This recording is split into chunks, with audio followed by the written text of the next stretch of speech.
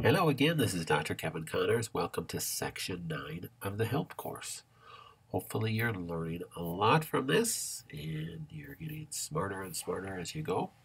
And hopefully this is an eye-opener for you so you'll be able to take this information back to your current doctor to be able to kind of rewrite your protocol, set some different boundaries and guidelines, maybe dig into some different tests and such, whatever you need to do.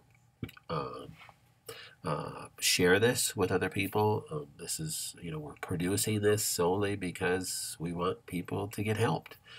Literally, when I think I told you this, when we initially launched this book 4 or 5 years ago, we've had tens of thousands of downloads. And the biggest complaint we've had, it's a lot of information to get through. That's why we're kind of putting it into a course.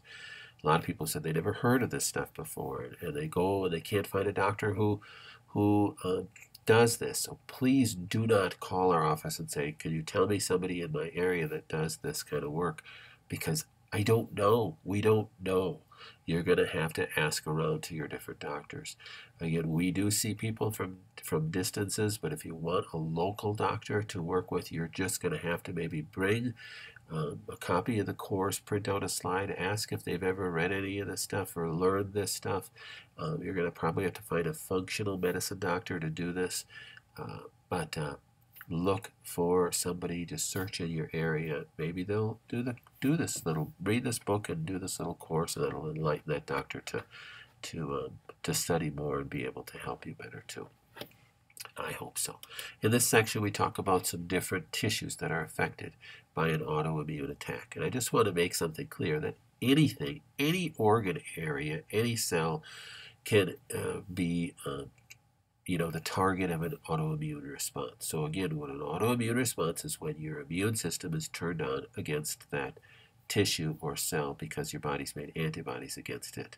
So typically, it's where you're going to have an infection, a long-standing infection that your immune system wasn't able to kill, or where you have another immune event, what we call a trigger, that where you had deposited toxins. So that's how an autoimmune disease starts. We kind of hammered that home throughout these last 9 presentations and throughout the book so far.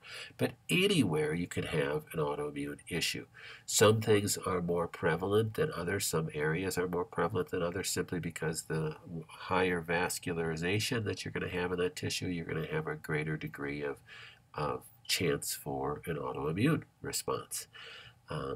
Many times people don't even know they have an autoimmune disease, especially if it's a Th2 dominant. It's a little bit slower, a little bit more insidious than a Th1 disorder, which can be more rapidly progressing and more damaging, more inflammatory, and cause a lot more symptoms with the person.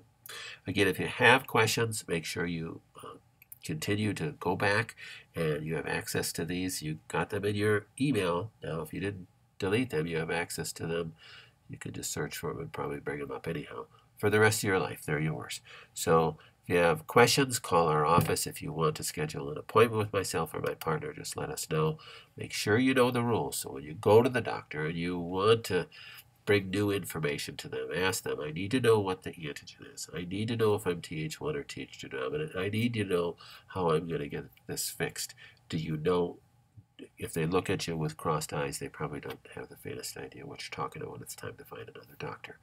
All right, be blessed. We'll talk to you soon.